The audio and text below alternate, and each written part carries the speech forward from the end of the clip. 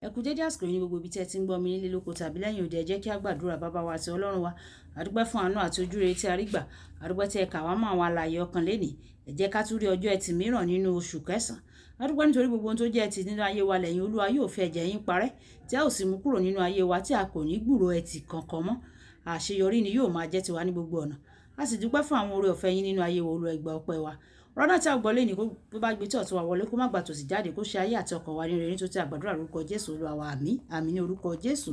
Ìwé ọ̀run ṣíṣí tí a ti ọwọ́ olùṣọ́ àgùntàn Enoch Adéjàre Adébóyè kọ. Èní ọjọ́ ẹtì, ọjọ́ kẹjọ oṣù kẹsàn-án, ọjọ́ kẹjọ oṣù kẹsàn-án. Àkòrí àwọn iṣẹ́ oore ọ̀fẹ́ apá kẹta. Àwọn iṣẹ́ oore ọ̀fẹ́ apá kẹta. Àkọ́sórí ni a mú nínú ìwé Kọ́ríńtì kìíní orí ìkẹfà ẹsẹ̀ kọkànlá. Kọ́ríńtì kìíní orí ìkẹfà ẹsẹ̀ kọkànlá, tí ó kà báyìí pé, bẹ́ẹ̀ ni àwọn ẹlòmíràn nínú yín sì ti jẹ́rí, ṣùgbọ́n a ti wẹ̀ yín nù, ṣùgbọ́n a ti sọ yín di mímọ́, ṣùgbọ́n a ti dá yín láre ní orúkọ Jésù Kristi Olúwa wa àti nípa ẹ̀mí Ọlọ́run wa.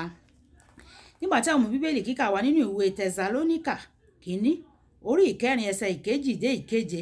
Ìwé Tẹsalóníkà kìíní orí ìkẹrin ẹsẹ̀ ìkejì dé ìkeje, tí ó kà báyìí pé, nítorí ẹ̀yin mọ irú àṣẹ tí a ti pa fún yín láti ọ̀dọ̀ Jésù Olúwa.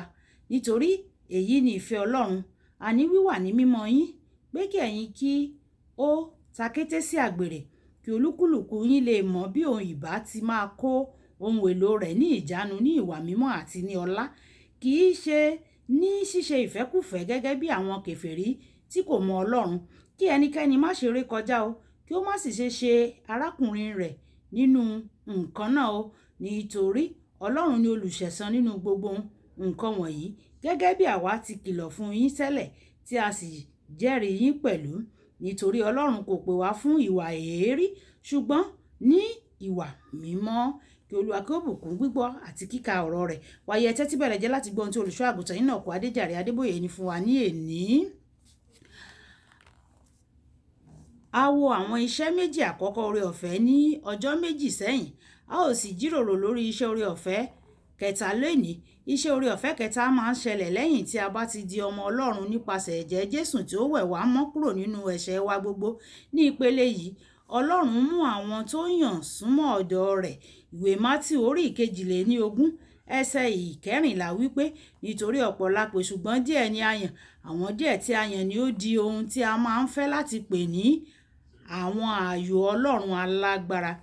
Ní àwọn ayé àtijọ́, ọba lè ní ọ̀pọ̀ ìyàwó bí ó bá fẹ́, ṣùgbọ́n ẹnìkan yóò wà tí yóò jẹ́ ààyò rẹ̀.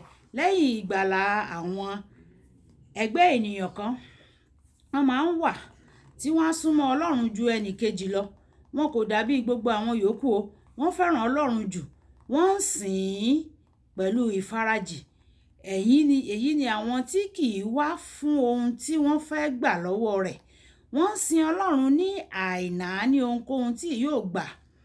A máa ń pè wọ́n ní ẹni ìyàsímímọ́, àwọn tí a yà sọ́tọ̀ fún Ọlọ́run.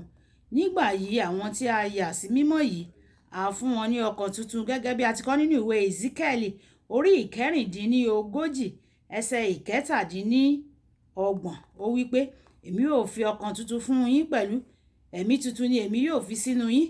Èmi ò sì mú ọkàn òkúta kúrò lára yín.